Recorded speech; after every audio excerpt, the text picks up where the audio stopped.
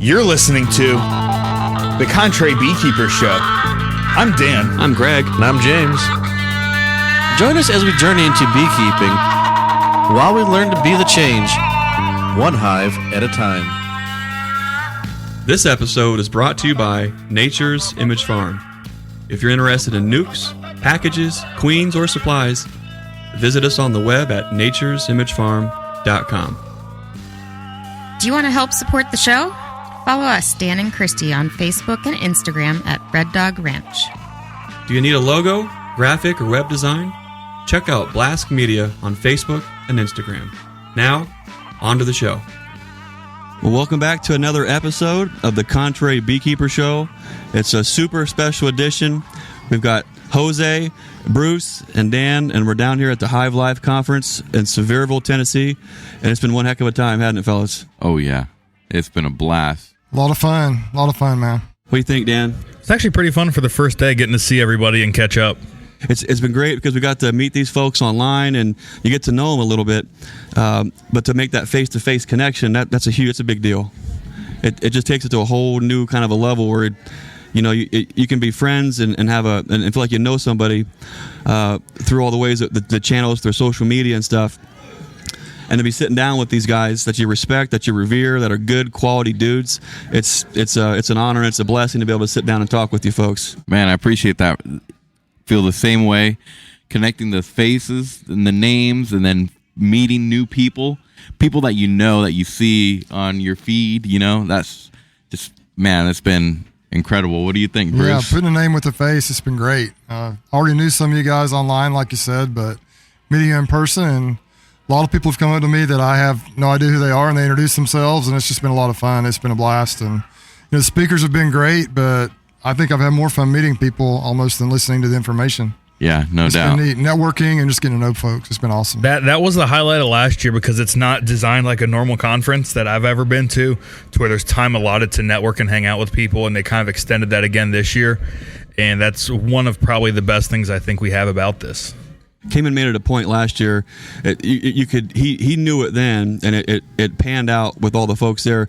The little special moments in between the times where folks can make that handshake, that face-to-face connection, share their story. This is what I'm doing. This is what I'm doing. Here's the challenges that I have. What are you doing? What are you doing? You learn so much, and it takes things to a whole new level so quick. There's no other way to do that than like this, and it's so cool. Yeah, definitely. You know what I was telling my wife, that what this conference brings is something unique, something different. I mean, I've gone to different conferences throughout California, but this is something different, very unique. And it's a large-scale event, in my opinion, to the things that I've already been to, like California State conventions, which are big and with a lot of research, a lot of stuff going on. But this is very unique. It is going to be exciting to see what that next step is going to look like next year, what's going to bring. And yeah, it's going to open up a lot of doors for vendors, for people to network, right? Meeting new beekeepers and ways they do things, and sharing experiences, like you said, in those breaks, and be able to share everybody's experience and learning from each other. That's the funnest part, I think.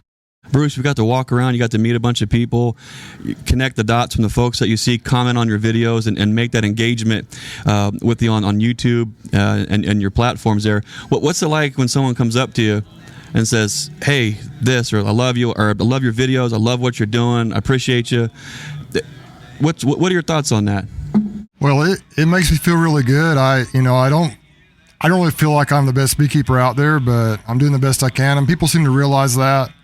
You just learn that people are genuine and that they care. And sometimes when you're doing the videos, you feel a little bit on an island, maybe, so to speak. Like, is anyone really watching this? You see the views pop up on the feed, but you kind of wonder, who are these people? And then you come here, and people randomly, just from all over the country, they know who you are, and they come up and they say hi to you. And it's been a blast, and just got to talk to some of them about their stories and what they're doing, how many colonies they're running, and if they've even started yet. It's just really neat, and I enjoy it. And to Jose's point, it is a very large-scale thing, but a very large-scale convention, but it has a small feel to it. Like, it's personable. Sometimes you go to big events and, like, nobody talks to each other. You don't know who anybody is, maybe your little group, but Here, it's like you just feel like you know everybody. You know, you walk around and some people may not come up and talk to you, but they're looking at you like kind of like I know that guy, and so it's kind of cool. And it's just a neat vibe. It's different than anything I've ever been to before. I think everybody here is like extremely approachable. No one's hiding and running away. Doesn't want to talk. They want to just engage. And it's an interesting thought to really, you know, with how things have shaped up in every aspect of life. A lot of folks are yearning for that face-to-face, to make that human connection. And for a lot of folks, it's been a little while to be able to get to something like this. And so there's a cool thing, a cool feeling, and a cool vibe going on where there is a sense of community with folks and everyone getting involved in doing this. And we all have a story on how we got here, not only in life, but just the travel down to Sevierville, Tennessee. I mean, Dan, what was the trek down here like for you? I worked a full day of my real job before this. My wife met me in Columbus at the office about 5 o'clock. Went to Lowe's and bought a whole bunch of sand for the bed of my truck because I heard the weather was pretty rough coming down. And we ended up showing up about 6:45 in the morning. So we were on the road all night long. Pulled over a couple times for a little cat nap, but it's a 6-hour drive that took 13. Treacherous road conditions would be a gross understatement. Yeah. We had a horrendous trip coming in and out, but that's not what it was about. Because what was cool is every person here had that kind of trip coming in, literally risking life, limb, and property to get here. We're surrounded by folks that went that extra mile, literally, to get here, to be here. And when you're all in the same room, you know, we've all seen Bob Benny's video. We spent some time with him interviewing him. If I could put a word on what I'm seeing around here, it's tenacity. These folks are tenacious. They're not letting the weather, they're not letting the situations surrounding our all the things going around in our social and economical systems. That is not stopping these folks from showing up, from supporting each other and building community, literally risking life and limb, stuck for 12, 13, 14 hours on the freeway, on ice. I mean, that is a special group of folks that will put themselves out there to dedicate the next few days to spending time with folks. I have never been surrounded by so many people that are cut from the same cloth, that are the salt of the earth folks, and that is a special, special thing. There will never be another one like this. I'm excited about next year, like you mentioned there, for vendors, for people, for networking. I mean, what a great time to be involved in something that I feel like is catching steam, catching momentum, the momentum, and that we're at a tipping point where we're taking something that it's been done for a certain way for so long, and we're making some change. We actually are being the change that we want to see in this world by showing up and putting the time in. That's a big deal. Yeah, definitely. I would have hated to have missed it. I signed up early this time. I heard last year was really good, and so I went ahead and signed up soon after they announced it, and it was available.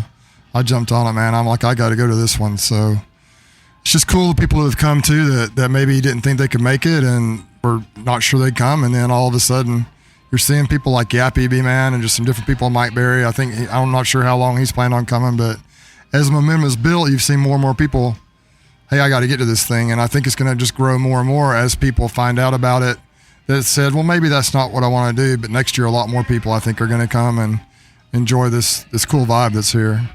Yeah. Yeah, for sure. I know it's the first day, and there's a lot where a lot of us are suffering through being just flat out exhausted and tired. And here we are at the end of day one. You guys have any takeaways from day one and maybe what you're looking forward to on day two? Go ahead, Bruce.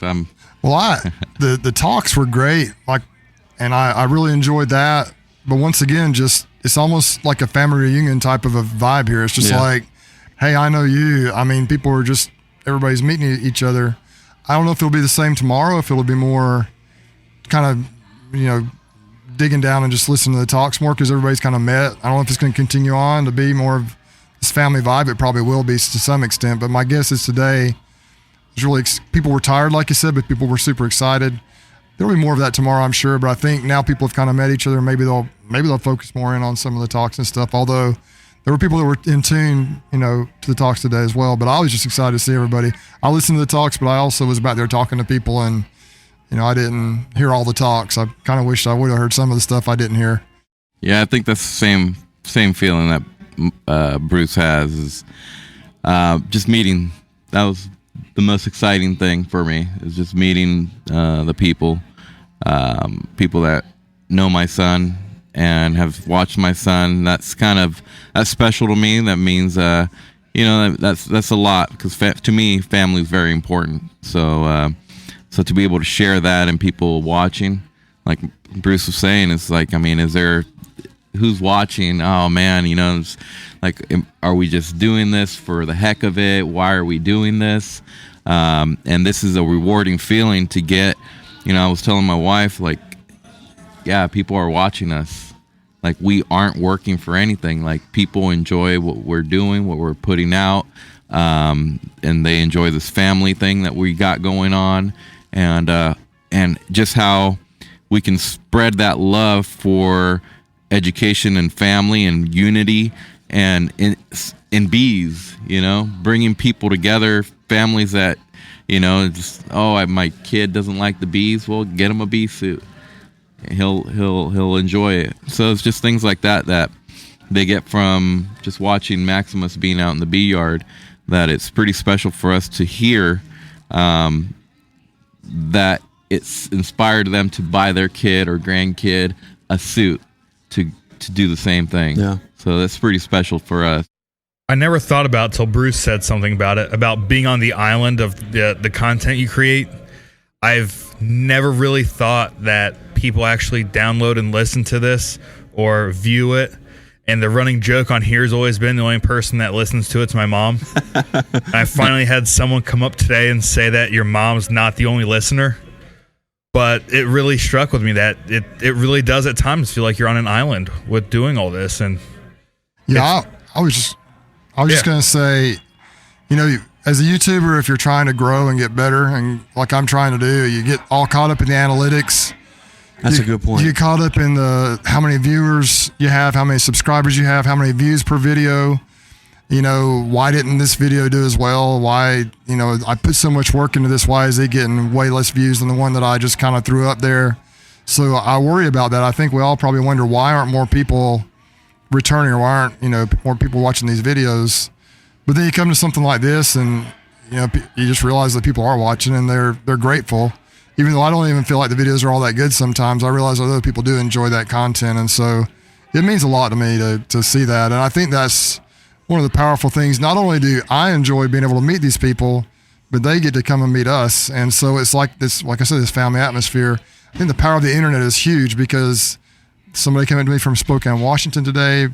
We sat next to a lady. Jose sat next to me, and there was a lady there from Canada, was familiar with his channel. And then after a while, she recognized me when he told her who I was, but she was excited about that, to sit at the table. And we had set our stuff down there like early this morning, and she randomly had chosen that. And we came later and sat down, and she looked at Jose and she was like, "Oh my gosh, it's Jose." She was like starstruck there for a minute. So it was really neat to see that. And it's just a relationship that we don't realize we really even have. And yeah, it is like an island, honestly, sometimes. It is, yeah. And it's the nice thing about the group of people here, though, is everyone is super approachable. Everyone's extremely friendly, and it's probably one of the best groups of people I've been around in a while. I'll say one thing that's really cool, though, is being able to connect with all of you guys. Yeah. And it's not like connecting with, beekeepers. I have a lot of beekeeper friends, but, on a commercial level, it's tough to be able to relate and be open with the things that you share. Because, we all know if we have something gold, we don't like to share it. But I think that's one thing that's important with keeping bees, is that it's okay to share information. I think it's pretty important. You're not giving anything away, because it's already a struggle. No matter, we could share all that information, it is still so hard to keep bees. But meeting all you guys, it is being embraced with, some love, really. That we're not competing. Yeah. Right. We are not competing. We're supporting absolutely. each other. in every way. Everyone here seems to be here because they want to push beekeeping forward. Yeah. They do want to share their secrets, and that's one of the unique things about this group is I don't have a YouTube channel, but everyone here that does YouTube and content like this, they are doing it because they want people to learn it. They want them to be better. And being in a group like this to where actually the people producing the content want that other than other reasons, it's really humbling for people like me that's on like the YouTube side. I'm on the outside looking in all the time. Yeah. And it's like I've watched you guys on YouTube and I've never met you until today. And it's actually kind of pretty cool to sit down with you guys. There's something to be said. When we sat down and interviewed Bob Benny, it's almost been a year ago. There was something that he really said, and I've heard him say it since. That's huge. Here we are, literally sitting all at the same table at this restaurant. Bob says that there's plenty of room at the table, and we sometimes have a very it's okay to be competitive, and it's okay to see what someone's doing, to challenge yourself to do better, to take your art or your craft or your work to the next level, 100%. A lot of us can fall into the pitfall where we're comparing ourselves to somebody else, or what we do we don't think is good enough, or no one's watching, there's no likes, or we get that bad comment, or we get a thumbs down. But when you come here, one of our recent interviews with Tim McCandless, someone comes up and says, what you did there, that really blessed me, that touched my heart, and that made a difference. And I have a similar story, and I just want to thank you for sharing that kind of a story, because those things matter. It doesn't matter if it's your commercial bee buddies or your sideline bee buddies, or if it's the people all in your same bee club, in your backyard bee club association. There's a certain amount of a competitive nature. Some folks feel like they want to withhold experience, they want to withhold that kind of information. But like Bob says, there's plenty of room at the table. We could have sat down at one table, and it could have just been me and Dan. Or we can slide a second table on, and we got Bruce and Jose. Or we can slide a third table, and a fourth table, and a fifth. There is plenty of room at the table, and I think if we go about that and do a better job of supporting each other, all kinds of mini-sized pieces, different shapes, it all makes one beautiful picture that wouldn't be there if we were all focused on the one little tiny thing. And I think that's what's awesome here about this conference. So we have people that have no hives or just getting into it. We've got guys, commercial beekeepers, queen rearers like Jose, Bruce. You're all you're growing your bee yard. You're going to a whole new level. Dan and I, we're growing our bee yards. We're all doing different things. We can support each other, not only in that aspect, but also there's this weird thing with YouTube content creators, because sometimes it's really easy just to see, well, this guy's doing that, he's getting these likes, and he's looking at all this kind of stuff. Like, if we just look at it, there's plenty of room at the table for everybody. We can support each other. That's the cool part. And when you see someone that puts a killer video out or killer shorts, I can't dance like Jose, but guess what? Jose can. And that's the cool thing, right? That's right. And I think that's it's an important thing. It's a good reminder, I think, that there's always plenty of room at the table. And if you find yourself thinking otherwise, it might be time to check yourself before you wreck yourself, because you can get in a bad place. Well, I think when I talked to Kamon the first time, I think it was a year and a half, 2 years ago, that's one thing that he told me. Before he ever started thinking about doing these conferences, he talked about how he wants to blow through that competition, that a lot of people, the old timers, are not willing to share information. Some are, but many aren't. Many just are close to the vest. They don't want to share the secrets of their success. It's a competitive thing. And that's what they're trying to just blow through, and just, why not let everyone have the chance to succeed? And so, secrets and things that work for commercial people, I tell people all the time, I'm like, look, I want to do, I'm not doing it to provide food to, put food on the table for my family. The commercial beekeepers are. Right.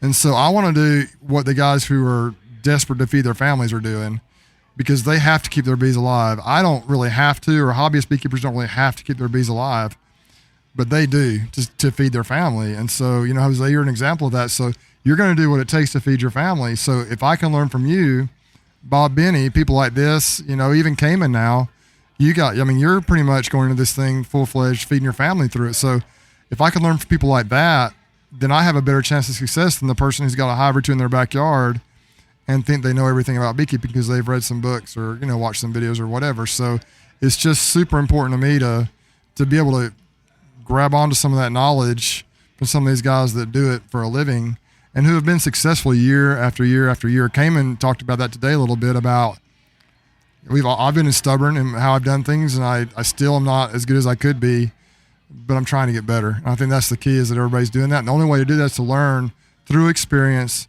But like Kamon said today, you can learn a lot faster. You can grow a lot faster if you have people help teach you, if you can learn from other people that are experienced and successful. I want to take a minute and thank of Kamon and Laurel Reynolds for taking this, literally for bearing the cross of putting this kind of a thing on, because it's easy to just buy your ticket and show up and come and be a part of it and all that. But they have done a fantastic job of bringing people together at great expense, time, all the resources that it takes for them to do this. I just want to take a second and just say thanks to Kamon and Laurel and their entire crew for doing an outstanding job again, to give us folks an opportunity to sit down at the same table, to break bread, have a cup of coffee, get to know each other. That's a big deal. It goes beyond just being better beekeepers. It helps us be our best version of ourselves. Yeah. There's going to be a lot of folks that 100% know who you guys are. But for folks who don't know who you guys are or your channel, tell them who you are, how to find you on your channels, and if you have any words of encouragement for folks who want to get started on a YouTube channel or share content, would you have any advice for them? My name is Jose Uribe. I'm owner of Uribe Honeybees, a queen breeding company in Northern California, and we have a channel called the California Beekeeper. Go check us out. We try to share as much as we can. We are full swing a bee business, and it's hard to keep up with the content, but we do our best. And but yeah, you should check us out. And if you ever want to just start a YouTube channel or just start creating content, the best advice I could give you is just do it. Just do it, because someone's going to watch it. And it's going to be that 1 subscriber, 2 subscribers, 20 subscribers, and you're going to get there. So you just got to do it. Absolutely. Well, my name is Bruce, Jenne, and I live in Southeast Alabama, a place called Dothan, Alabama. And my beekeeping journey started back in 2013, and I just kind of was interested in it for years, and I decided to start a YouTube channel when I injured my finger, I think in 2014. And first videos were pretty bad. I just kind of hit record, just was kind of out of work and just kind of trying to find something to do during that time. And I thought, what the heck, I'll try and shoot some videos. I had no idea what I was doing. And it started off, and still is to some extent, a vlog, like a beekeeping vlog. I'm not a commercial guy, though I think sometimes I might want to be until I see the work involved, and then I second guess that a little bit. But I've grown and I've learned both with the bees and with my YouTube channel.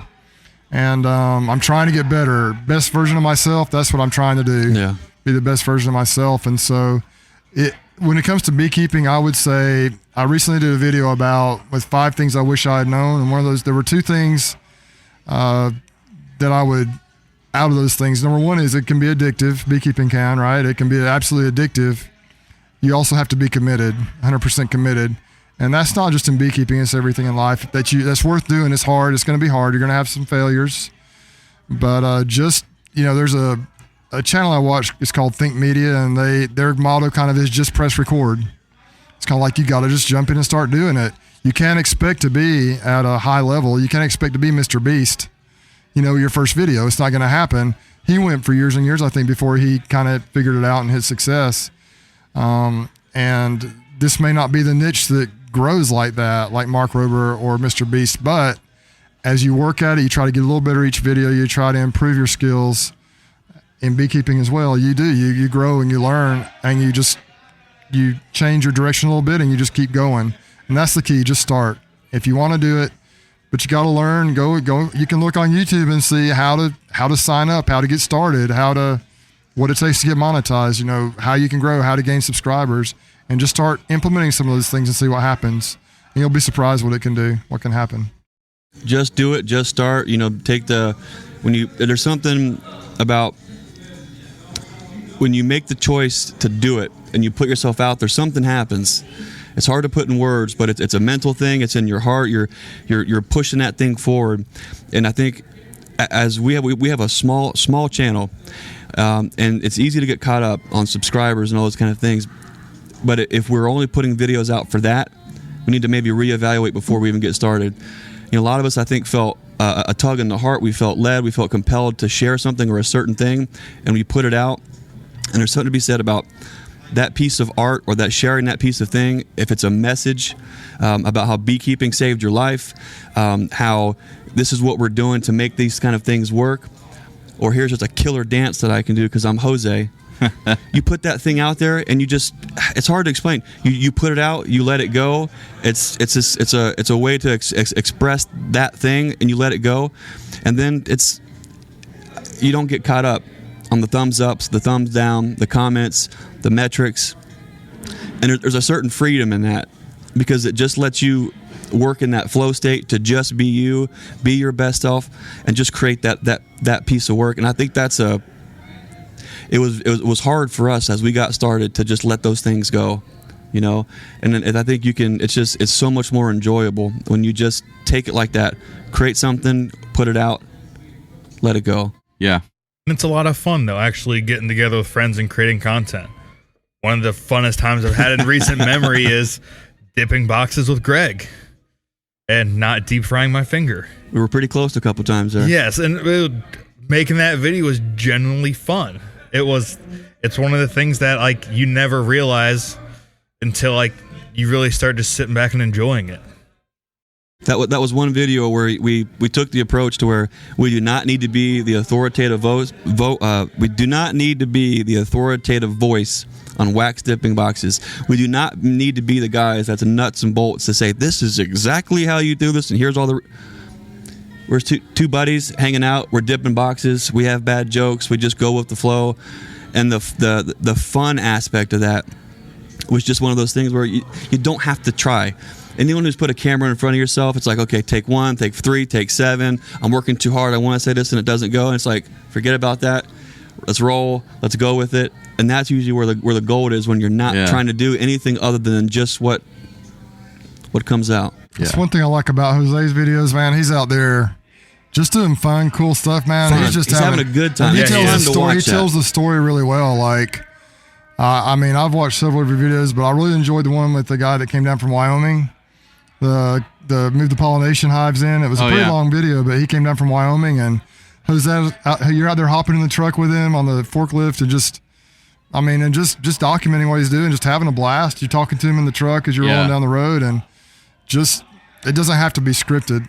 There's some of my videos I try to if I'm trying to get a message across, I will work at it hard and do different takes, but when you're in the bees, it just happens. You can't.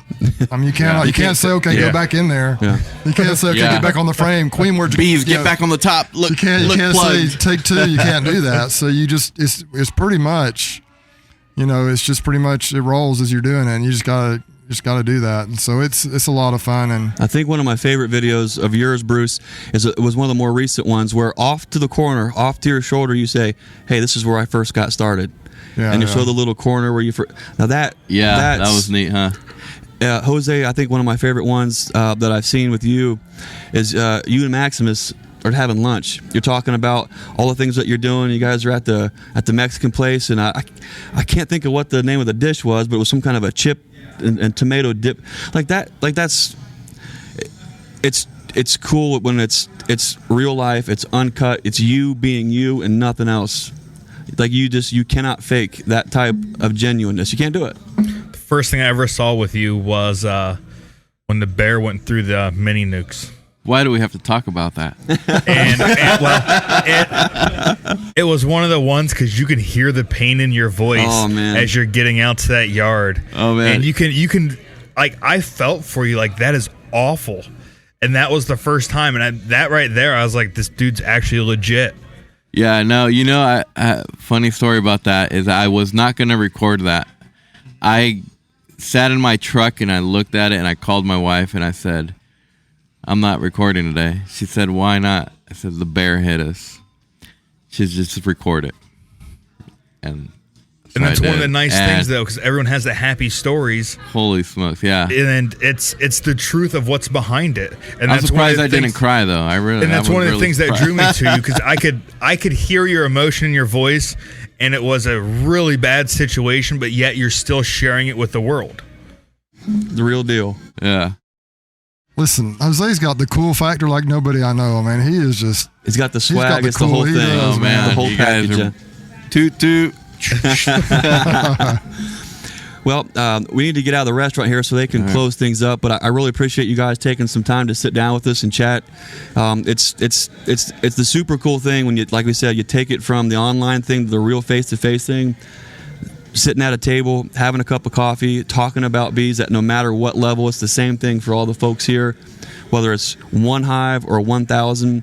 We can always find common ground with the people that we surround ourselves with, and I think that's an important thing moving forward. It's not about how different we do all these things. It's the commonalities. It's the things that really bring us all together. If we spent more time focusing and engaging in those things, I think not only beekeeping, but we would all be better for it, I think. I agree. Well, I really appreciate you having me and Yeah, me too, and man. It Bruce, was awesome. It was fun. this is It's been fun, a blast. They want to find you. Where do we find you at? Brucesbees, at Brucesbees, all one word, on YouTube. the California Beekeeper on YouTube. Find this podcast on the Contrary Beekeeper Show, and we're also putting the podcast, the video feed, on our YouTube channel at Nature's Image Farm. You'll see a bunch of videos with this fine guy deep frying his fingers and all kind of fun stuff. We really appreciate you guys sitting down. We appreciate everyone who's watching, spending some time with us. There's a lot of content, great guys, and we all appreciate the time you spend with us. But I want to thank you again for watching in, for listening, and as always, be the lighthouse. Believe. Be your best self. Be real. And be the change that you want to see in this world. We'll see you next time, guys. Recorded in front of a live studio audience. There you go. That's cool. Cut.